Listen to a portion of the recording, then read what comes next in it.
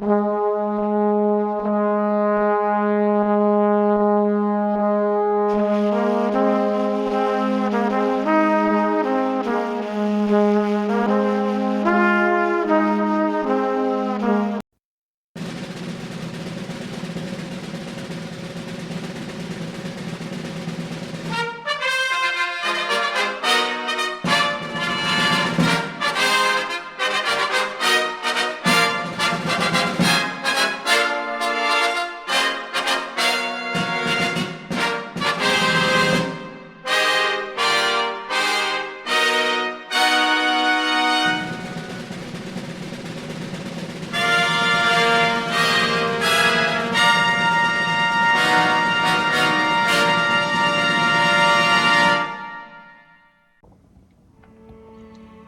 once again, my friends, my fellow historians, and my fellow model lovers.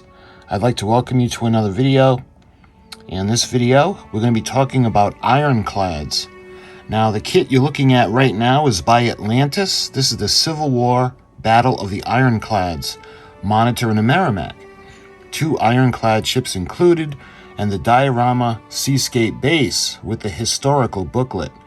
And I will be showing you this kit a little bit later. But what I want to show you in this video is we're going to be talking about Ironclads. And I'm going to be showing you a book about the Civil War. This is an illustrated history. And this is from Geoffrey C. with Rick Burns and Ken Burns. So sit back and relax, and we're going to talk about Ironclads.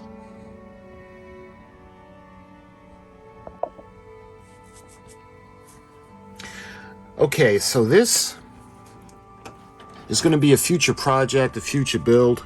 I saw this. This is a really cool kit. I recently did a video on the Monitor, and of course, she was made famous by going up against the Merrimack, which was the CSS Virginia, and this was the Battle of the Ironclads, and it happened on March 9th of 1862. And the Merrimack, because of the way she was built, she was able to go and destroy a lot of Union ships that were made of wood. So they needed something to counter that. Hence, the Monitor. The Monitor made a difficult target because you can see how low to the water it was, and you only had the gun turret on top and you had the wheelhouse in the front. So there was basically nothing to shoot at, whereas the Merrimack, you could see, had a lot more structure or surface to aim at. But anyway, I want to use this as a backdrop because we're going to be talking about Ironclads in today's video. And I'm going to be referencing The Civil War in Illustrated History by Geoffrey C. with Rick Burns and Ken Burns. And this is just an amazing book. There is so much information in this book. It'd just be impossible to go through this in one video. So what I want to do is I want to break down sections. So today, the particular section we're going to talk about is the introduction of Ironclads. And that actually, these ships changed seafaring warfare forever.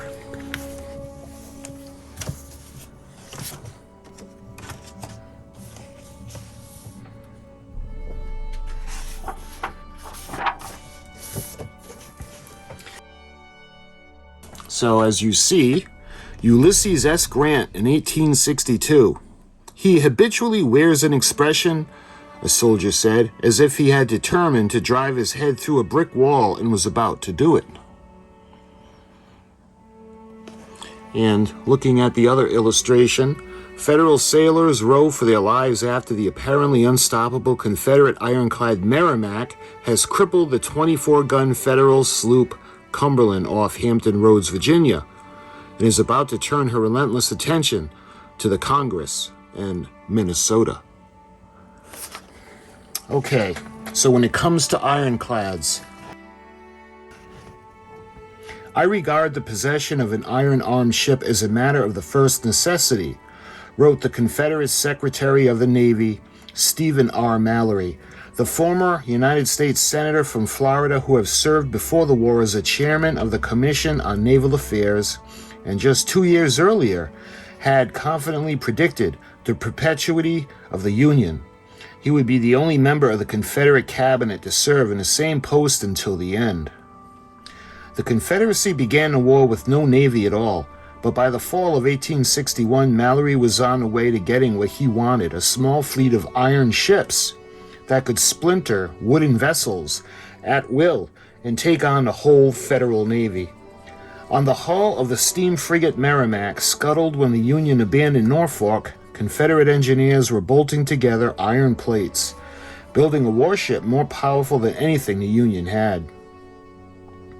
News of the monster quickly reached the North, who asked Gustavus Fox, the Assistant Secretary of the Northern Navy, is to prevent her dropping her anchor in the Potomac and throwing her 100-pound shells into the White House or battering down the halls of the Capitol. There was probably only one man in America who could stop the Merrimac, and he was mad at the Navy.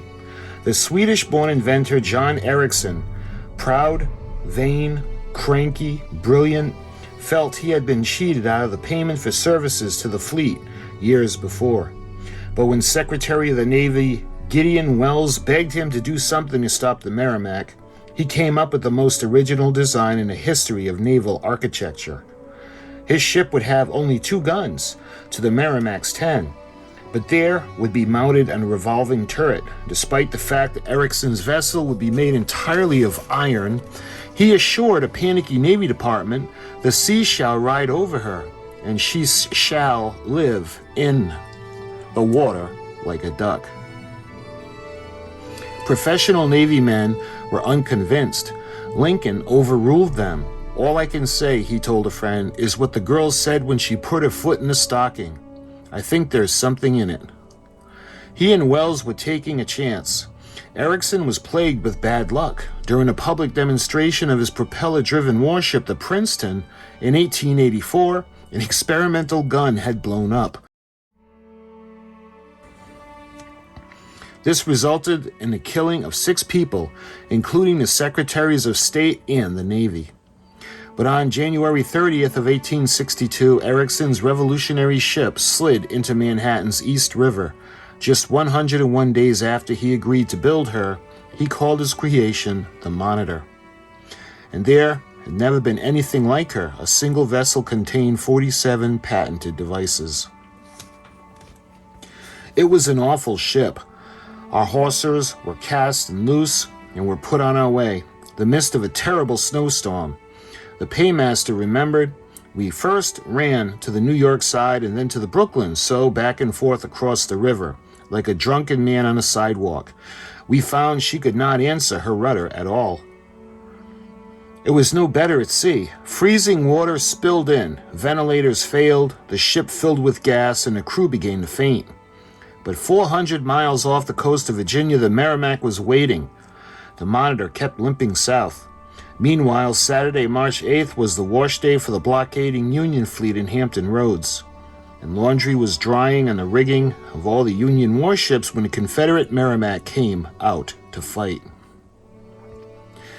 She headed straight for the 50-gun frigate Cumberland, the most powerful conventional ship in the Federal squadron.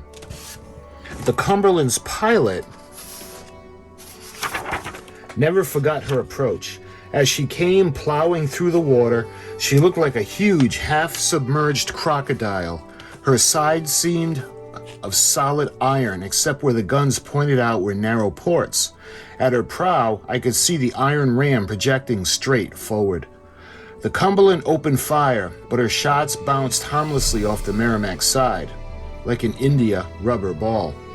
A horrified officer said the Confederate rammed the Cumberland and then stood in close to see the 2 ships' cannon muzzles almost touch. The Cumberland's guns were still firing when her deck was awash. She sank in shallow water. The Merrimac went on to set Congress afire, then drove the Minnesota aground. But now it was getting dark. The marauding Confederate ship deck back from the night, she would have finished off the Minnesota in the morning. The Merrimack will change the whole character of the war, Edwin Stanton told a White House cabinet meeting. She will destroy seriatim every naval vessel. She will lay all the cities in the seaboard under contribution. For one day, the Confederate Navy ruled the sea. 250 Union sailors were dead aboard the battered Minnesota. The men boiled up coffee and ate some crackers and cheese. We enjoyed ourselves, a sailor remembered, for none cared to look forward to the morrow. She was but one termination possible as far as we knew then. But at 1 o'clock in the morning, the wakeful crew saw another vessel draw up alongside them in the darkness. The Monitor had arrived. Sunday, March 9th began early. The Merrimack was underway to 7 o'clock, heading to the helpless Minnesota. Now it was the Confederates who were baffled. Close alongside the Minnesota, there was a craft such as the eyes of a seaman never looked upon before. Rode a Southern lieutenant, an immense shingle floating the water, a gigantic cheese box rising from its center. No sails, no wheels, no smokestack, no guns. What could it be? The two ships hammered away at each other, hull to hull, fighting at which such close range that 5 times the two vessels collided as the men inside, half blinded with smoke, loaded and fired, loaded and fired. We went as hard as we could, a Union lieutenant aboard the Monitor remembered. The shot shell, grape canister, musket, rifle balls flew about in every direction but did us no damage. Our gun turret was struck several times, though the noise was pretty loud, it did not affect us. Stoddard and one of the men were carelessly leaned against the tower when it struck, exactly opposite to them, and disabled them for an hour or two. After 4.5 hours, the Merrimack drew off. It was her only fight. The Confederates blew her up 2 months later when they were forced out of Norfolk. The Union set to work building more monitors while Europe watched in worried fascination. So let's take a look at some of these beautiful illustrations. So the Merrimack left trades fire with the Monitor. Gun after gun was fired by the Monitor, recalled the captain of the hapless Minnesota, who watched from the sidelines, which was returned the whole broadside from the rebels, with no more effect apparently than so many pebbles thrown by a child, clearly establishing the fact that the wooden vessels could not contend successfully with the ironclad vehicles or vessels. And looking at this side, the men who went to sea, a photographer sought out a young powder monkey above, and that was aboard the USS New Hampshire. The bearded seaman to the right took a time out from shore leave to have this picture made. From the moment the two ships opened fire that Sunday morning, every other navy on Earth was obsolete. In London, Henry Adams cheered the Union triumph, and also saw it in an ominous portent. About a week ago, British discovered that their whole wooden navy was useless. These are great times. Man had mounted science and is now run away with it. Before, many centuries more, since science has had the existence of mankind in its power, and the human race commits suicide by blowing up the world. Even with the menace of the Merrimack now behind them, Lincoln's blockade of the southern ports was easier to declare than enforce. Confederate coastline broken by numberless inlets and 189 rivers stretched from the Potomac to the great Rio Grande, 3,500 miles. When the war began, 1/4 of the Navy's regular officers had defected to the South. The Secretary of the Navy, Wells, was left with just 41 vessels in commission, half of them officially obsolete to patrol at all.